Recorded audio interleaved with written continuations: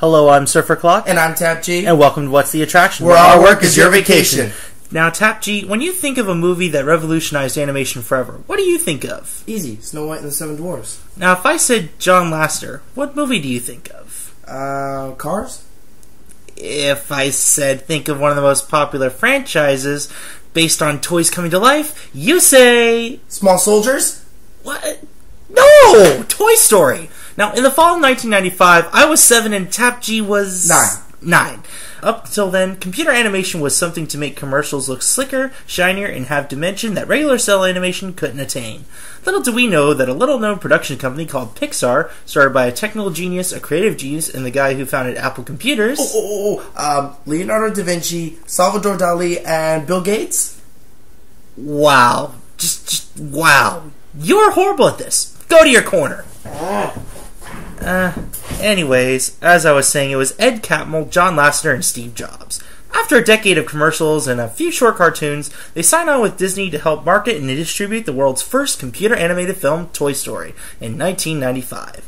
Saying it took the world by storm is a gross understatement. It brought in untold numbers, it won awards, it blew everyone away. Retailers underestimated the film's potential and didn't order enough Buzz Lightyear dolls until they all flew off the shelves. And for kids like us back then, it was too epic for words. 4 short years later, Pixar released Toy Story 2, which not only grossed more money than the original, but shattered expectations that sequels don't do as well as originals, either as product quality or box office intake. Can I come out of the corner now? Someone doesn't clean it very often. Okay, fine. Anyways, the enduring popularity and inherent awesomeness of co-star Buzz Lightyear earned him his own TV show, Buzz Lightyear of Star Command, and his own rides, Buzz Lightyear's Astro Blasters in Disneyland, and Buzz Lightyear's Space Ranger Spin in Florida's Magic Kingdom. Both rides are essentially the same. You board a vessel and fire your laser and zap targets that earn points on a colorful alien planet and stop the evil Emperor Zurg. But that is so 1998. Today, we talk about Toy Story Midway Mania. Now, Toy Story Mania is one of the most expensive rides ever created by Walt Disney Imagineering, with a price tag of $80 million, and uses 150 PCs to function. This is also the company's first use of a system called Industrial Ethernet. Which basically means Disney now uses a computer network for process control to make the real-time gameplay possible. The first version of the game opened May 31st, 2008 at Disney's Hollywood Studios, replacing Who Wants to Be a Millionaire Plan, which closed barely 2 years earlier. The one at Disney's California Adventure opened 2 weeks later. Since then, it's become one of the park's biggest hits, rivaling its fellow e-tickets at the park like Tower of Terror, Rock and Roller Coaster, and Star Tours. And Fast Passes tend to run out by 1 in the afternoon, and on busy days, even earlier. And there's good reason for that. Now, when you first enter the attraction street, Pixar Place, you notice something immediately: the brick decor. Why this architectural choice? Because the designers were extremely... Finish that sentence and you're heading back to the corner. A for effort? Not even. They're the same style bricks used in designing the real Pixar animation studio in Emeryville, California, just north of San Francisco. You may notice the bricks. I noticed the plethora of toys. Giant Scrabble boards and tiles, yo-yos, playing cards, building blocks, tinker toys, and all sorts of other playthings from our childhood appear. Well, from our childhood on back. Not a video game cartridge or CD in sight. Now, once you enter the queue, look up. You're already the size of a toy, judging by the fact that you're standing at the baseboard of Andy's room. Turn the corner and you'll see one of Disney's most elaborate queues. Viewfinder reels, chutes and ladder game boards, Lincoln log cabins, canister of Tinker Toys, partly used crayons, even Rex's Buzz Lightyear video game magazine from Toy Story 2 are all there 20 times their original size. It's Disney detail at its absolute best. But the gem in the queue is Mr. Potato Head, playing the role of Carnival Barker, voiced by the hockey puck himself, Don Rickles. He is one of Disney's best audio animatronics, from flexing his lip, moving his eyes, full dexterity of his arms, and can even remove and replace his own ear. Now, once you get your 3D glasses, you move to the loading area and the theming continues. Safety notices are made to look like they're written on torn scraps of notebook paper. Bookshelves held classic games such as Ants in My Pants, Don't Break the Ice, even Mousetrap. It's a zany action, a crazy contraption, it's Mousetrap! I'll give you that one. And keep your eye out for that classic Pixar ball. You know, the blue and yellow one with the red star. It's there too.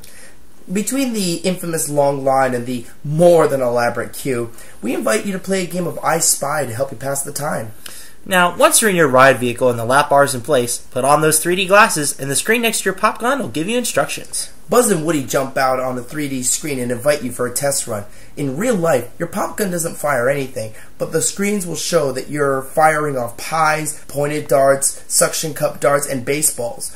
This practice run only lasts a few seconds, but it gives you a good idea on how to aim and shoot your targets. After that, it's make or break time. Characters like Ham, Jesse, Buzz, Rex, Trixie, and Buttercup will cheer you on as you shoot at the targets and earn points. And this is where the ride's rewritability really comes into play. Between the game's fast pace and its plethora of targets, some subtle, some not, some with a lot of points and some with only a few, make for a fun, action-packed, challenging game. Then after the ride's done, your score gets tallied up to see where you rank as a gamer. Though instead of titles like a Buzz Lightyear Space Ranger spin, the ranking system is that of an assortment of Jesse's woodland critters. Can you shoot as good as a turtle, a bobcat, a rabbit, a pronghorn, a bear, or a beaver? As technologically complex as this ride is, it's able to add and remove games very easily. Early versions had Bo Peep's Balloon Pop, but got replaced with Rex and Trixie's Dino Darts to include more characters from 2010's smash box office hit Toy Story 3. Now, we could be nice podcasters and tell you where all the cool high point targets are, but what fun would that be? Find them on your own! So with that in mind, let's discuss Toy Story Midway Mania. And I just have to say, just to start it all off, I love this attraction. Well, you're a gamer by nature. I mean, you're always addicted to your video games. Well, not necessarily addicted. If I was truly addicted, this podcast wouldn't be happening. I suppose that's true, but let's face it, you love your video games. So, from the perspective of a gamer, oh my gosh, this is so much fun. And though it may seem a very simple, rail shooter sort of thing, it's the kind that, it's going to be a lot of fun, and you're going to want to keep going over and over again. Which, as I mentioned before, the rewritability is just through the roof. Yeah, because you're always wanting to better your score, and it's very, very challenging. You don't max out or beat it very easily. Yeah, no. I'm not actually sure what the maximum possible score is for this one. However, I can tell you that my best score, before they changed it out to Rex and Trixie's Dino Darts, was 307,500. Oh, wow. That was my best score before the changeover. Uh-huh. And I think the last time I wrote it, which is a very long time ago, it was about 250, 260. Uh-huh. Yeah, so something like that. So I really enjoy this ride. I think it's got a lot of appeal, and I would certainly, anytime I go to Disney's Hollywood Studios, I would go out of my way to ride this ride. Yeah. What are your thoughts? I think so much about this ride is just absolutely incredible. I mean, from the moment you walk in and you see all those giant toys, I feel like a kid again. I mean, you see those Lincoln Logs stuck together with gum, and you see all the Tinker Toys and the viewfinder discs, and it's just like, I remember this, I remember this, I remember this. And you almost, because some of the pieces are on the ground, yeah. Some of the boards are on the ground, so you just kind of start skipping all that. It's like, hey, I'm playing Candyland. Yeah, and the giant puzzle pieces down there too. Yeah. The Mr. Potato Head. Oh, I'm just blown up. I love how he's a full animatronics figure. He can pop off and replace his own ear. That is just so I've cool. actually seen that before. That is truly amazing. And I don't think any other audio animatronic in the park can actually take off a piece of itself and put it back on successfully. Yeah, no kidding, right? I don't know how Disney does it. I really wish I knew, because he seems to actually interact with people, not just like, hey, you over there, nice hat, nice goofy hat. Oh, sorry, that's not a hat. Oh! It's not like that sort of thing. He actually says like, hey, you in the yellow hat, want to hear a song, something like that. Yeah, and it actually seems to know what the people are there. It's almost as if somebody's watching, but I don't know. Someone is watching. Mr. Potato Head. Sure thing. And then you go into the queue itself, and you see the Christmas lights, you see the Tinker Toys, you see the hardwood floors, and all this continues even in the ride. Once you go inside, you see all the 3D screens that you're shooting at, but then you zip around the corner, and in between those scenes, you see like coloring book pages, you see like a light bright and Chinese checkers. I mean, there's toys everywhere in this attraction. I've even heard there's a few hidden Mickeys amongst some of that stuff, but they're very, very hard to see. I wouldn't be surprised one bit, because there's just so much detail here that you just can't believe it. Yeah. So, as far as your rating, Tap G, what are you going to give it? Well, the characters, the ride, everything about it is just incredible. I'm always wary about giving out perfect scores to attractions, even the ones I really, really enjoy. So I always try to give it at most a 4.5 because there's no such thing as really a perfect ride. There's always a flaw somewhere. But honestly, I can't find a single fault with Toy Story. Is it my favorite ride? No. But I love it because it's just so much fun to play and there's really no fault with it. So I'm going to give it my first ever 5 out of 5 rating. Whoa! Sound the alarms. Ding, ding, ding, ding, ding, ding, ding. What about you? A perfect 5. Well, as much as I'd love to give this a perfect 5, I do have just a few minor complaints. Now, I mean, these are incidental things. Mm-hmm. Like, if you get a ride vehicle that's been used a lot, your pop gun isn't always going to work as well. Oh, yeah. I have gotten, because of the high amount of technology, because it is so technology dependent, you know, if the power goes out, then you've basically lost the attraction. Yeah. I think I've run into at least one blue screen before. I think this only happened once. It was a very strange day overall. Now, I mean, for as far as everything else, I love this ride, and I would ride it any time I go to the Disney parks. So, with that in mind, I'm going to rate it a 4.5 out of 5. Heard it right here, folks. 5 out of 5 from Tap G and a 4.5 for Surfer Clock.